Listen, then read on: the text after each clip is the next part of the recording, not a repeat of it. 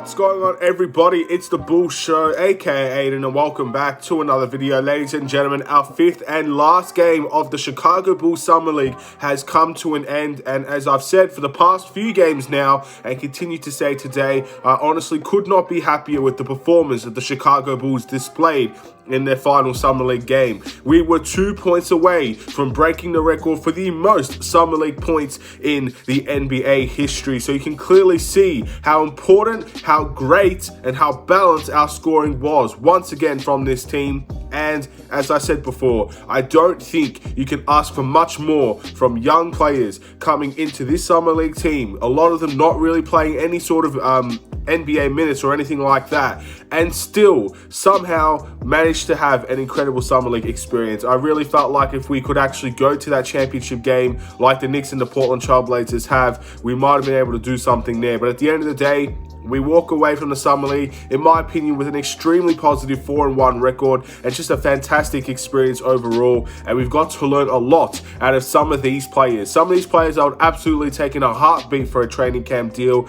And overall, we'll just have to wait and see what the outcomes will be. But I just wanted to say that before we get any further. I'm really proud of this Summer League team. I'm really happy with the performances that we've given out. And I honestly think to get 119 points in a Summer League game where the games are less minutes and we somehow managed to control that game once again from start to finish is a really, really good sight to see. Before we get started, please like and subscribe to the Bulls Show, turn notifications on, and let me know in the comments below your thoughts about the Chicago Bulls game today. Who was your player of the game, and your overall thoughts and opinions on how well the Bulls played in this game. We actually won this game 119 to 104, which goes to show that Philadelphia was not a pushover in this game. Again, I have to give full credit to both the Bulls and the Philadelphia 76ers for putting on one hell of a game. I know the crowd wasn't always into this game. Apparently, there was a really good game that happened before the Bulls game actually went on, and they were recovering from that. That's what the commentators said. But this was one hell of a game. If this was any NBA game that we were actually watching, I'm sure most people would be very entertained by that. And the Bulls put on an entertaining show, and so did the Philadelphia 76ers team. I'm really, really happy that we got to see a game like this. Now, overall, I'm really proud of our players, and that's all I could say. I'm super happy and proud that our players did almost break history. And let's be honest, if we actually took the final shot, we showed sportsmanship, which we should always do at the NBA level, and we should be preaching that in the Summer League as well. But if we actually had a chance to go and I guess score in terms of the final seconds of the game, we may have been able to break that record. But beggars can't be choosers. I'm not going to lose sleep over not breaking a Summer League record. I'm just really happy that the Bulls managed to get as close as they did. And it was a really fantastic game. And one of the things that really struck me is that when you watch the Summer League, you're watching players play fast. You're watching transition play. You're watching a couple of bad misses here and there. You're watching teams not be consistent from the three-point line. I think in the last two games specifically as well, we've done a great job at slowing down the tempo, which not many Summer League teams can do. Not many young players have the capability of doing that just yet. Everybody wants to go, go, go. It's all action. It's 99 speed. It's constant movement. And these young players have the energy to do that at 40 minutes every single game. It's fantastic to see these young athletes run constantly. But I think the key difference with the Bulls today was we knew how to score when the tempo was slow. And I give full credit to Jones for this as well, because in my opinion, he held the reins for the Chicago Bulls today at the point guard position. And he really knows what to do with the tempo. He really knows how to play slow. He knows how to play fast. And I think this Bulls team really adjusted well playing around Jones as the point guard. So I'm really, really proud of him. And it's gotten to that point where if the Bulls decide to give Jones a training camp deal, I would not mind it whatsoever. I like a guy that knows how to control the tempo. I like the guy that knows how to play in the pick and roll. Yes, he had a couple of turnovers, but he almost had a double-double with 5 steals as well. He's shown in 3 games out of the 5, in my opinion, how truly mesmerizing he could potentially be to any team.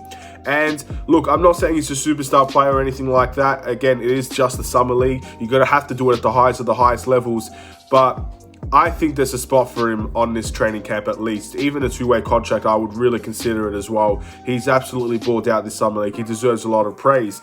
And in my opinion, he's the big reason as to why the Bulls' tempo, when we played slow, it worked. He's the reason why Marcos had a great game once again, because he was the one that was really dishing the ball out to the center. That's obviously amazing to see as well. And the Bulls just did a great job overall. The bench performance, the balance of this team was truly unbelievable. So we'll quickly go through the individual performances. I won't try to make this too long in terms of this, but there's a lot to get through here. So obviously Jones with 15, 2, 9, and 5 steals. I mentioned him already. But you got Marko Siminovic next that had 26 points and 8 rebounds alongside a steal and a block. Marko was fantastic today once again. And again, 3 out of the 5 Summer League games, you can truly say Marko had a great performance in all of those. The Knicks game is the really, I guess, outlier where he had a really poor game, 1.7 rebounds. And he had a 7.3 rebound, 3 assist night as well, which is relatively average. So far, you're looking at 2 guys right there, in my opinion, that's had an unbelievable Summer League. And I really do feel like Marko, again, if he's able to play the power forward position for the Chicago Bulls team, because one thing I have noticed about Marko, when he's versing the smaller guys, he knows exactly what to do and how to score over them. He's done good in that area. So if we could get Marko in the power forward position, I'm all for him getting a chance in this Chicago Bulls main team and wait to see how it goes. But as a third choice center, even a fourth choice center, if we decide to keep Tony Bradley, he's just not going to see the floor. So I'd rather see him be in the G League until he's really called upon for an emergency type signing or anything like that. That's what I really feel in terms of Marko Siminovic. So yeah, that's what I personally think. Moving on to Malcolm Hill, 23 points, 2 rebounds, 1 assist, and 2 steals. And once again, another guy, in my opinion, that got benefited off of Jones' playmaking. How many wide open corner threes did you see Malcolm Hill have today? That's all that really needs to be said. And to his credit, he knocked them down, and that's what Malcolm Hill can do when he's on form, when he has the green light to shoot threes and shoot them at a high efficiency, and he's getting constant game time and getting in rhythm as well. Shooters need game time. Shooters need rhythm. And he's had 5 consecutive games, and he's starting to get his flow. It's a shame that the Summer League ended before we could really see that go beyond and maybe could have had a better performance in future games. But this is a pretty good game nonetheless from Malcolm Hill, and he knocked down his threes, and he had a really impressive game, both offensively and defensively as well.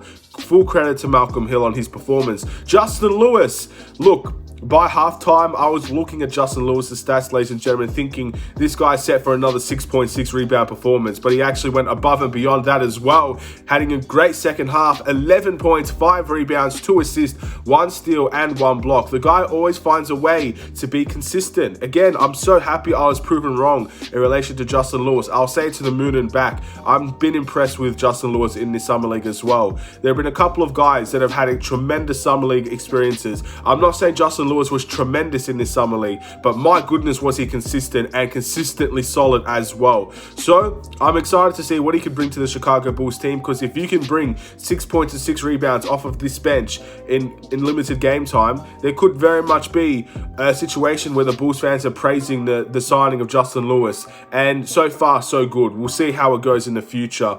Dalen Terry, I'm not going to mention his stats because he only played half the game, but all I can say for Dalen Terry, it's a very big shame what ended up happening to him. I believe it was in the second quarter of that game.